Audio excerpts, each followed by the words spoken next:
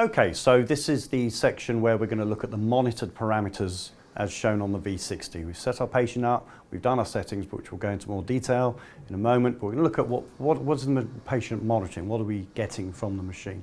So we're going to look at the top section of the screen, which is the monitored parameters, and we know that we've set this up into BiPAP mode, so we're expecting an inspiratory phase, expiratory phase to be shown, and that's the first thing you see on the corner here. So it's telling us what phase of the respiratory breath it is in at that moment. So if it's spontaneous, if the patient is breathing themselves, the word spont will come up and it'll be a turquoise in colour, and you've got your pressure, flow and volume waveforms underneath here, and the colour coding responds to that. The dark blue is quite simply the expiratory phase. Now in ST mode we have something called the timed backup breath. Now if it is that, where the machine is kicking in and delivering a breath for the patient, the colour will change to orange, the word timed will come up, and again you'll see that very clearly on your waveforms, a nice orange part of the inspiratory phase showing that that's a machine delivered breath. So you can very clearly see where they are. So hopefully you will see that when you look at your screen, you'll see the word spont and the turquoise and so on the waveforms, so that they're breathing themselves. Respiratory rate, straightforward. It's measuring what their actual respiratory rate is, and it's checking all this by checking the flow. So it's a very, very accurate number that you're getting. Tidal volume, the amount of gas that they're exhaling in that one single breath, and then the minute ventilation rate times tidal volume is shown there as well. Now here we have a very, very important parameter, and it'll be very relevant when we look at setting up the settings. Okay, but it's the PIP, the peak inspiratory pressure. In other words, what's the top pressure that the machine's measuring, monitoring on inspiration? Well, hopefully we would want that, to match your set inspiratory pressure, of course.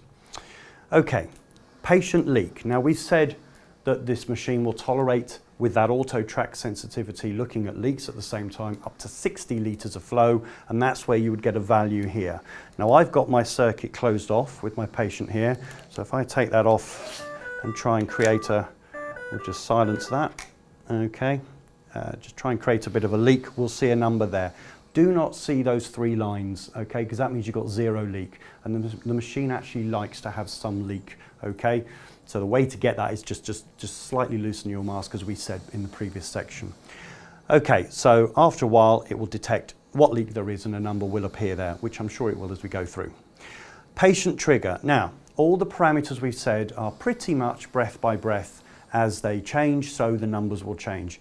This patient trigger is the average of the last 15 minutes. So it gathers data up until 15 minutes, and of course it drops a minute, and then we'll add a minute and scroll along.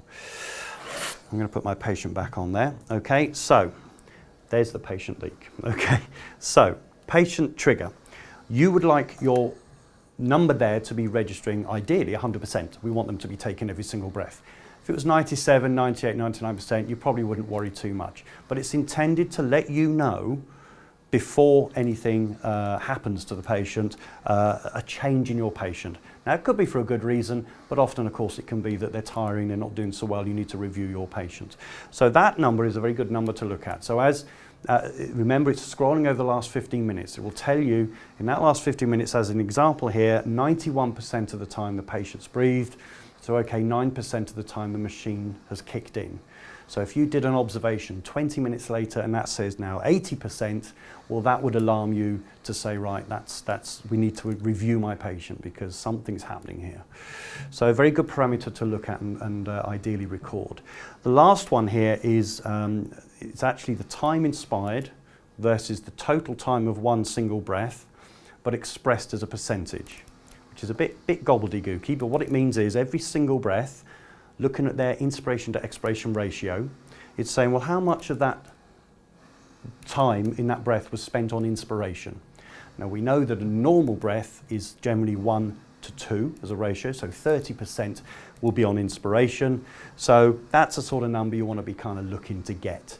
So again, if the number's really high, as you can see here, 46, 48%, it possibly implies that your patient's working really, really hard, which alerts you to think, well, I don't really want that to go on for too long. If I give them more support, then hopefully that will make it easier for them, and then that number should start to normalise, okay? So it's a reflection of their actual breath pattern, for want of a word, as expressed as a percentage of inspiration. So that's all the monitored parameters. You've got your pressure, flow and volume graph, which is showing what's going on at the same time. Innovation and you. Philips.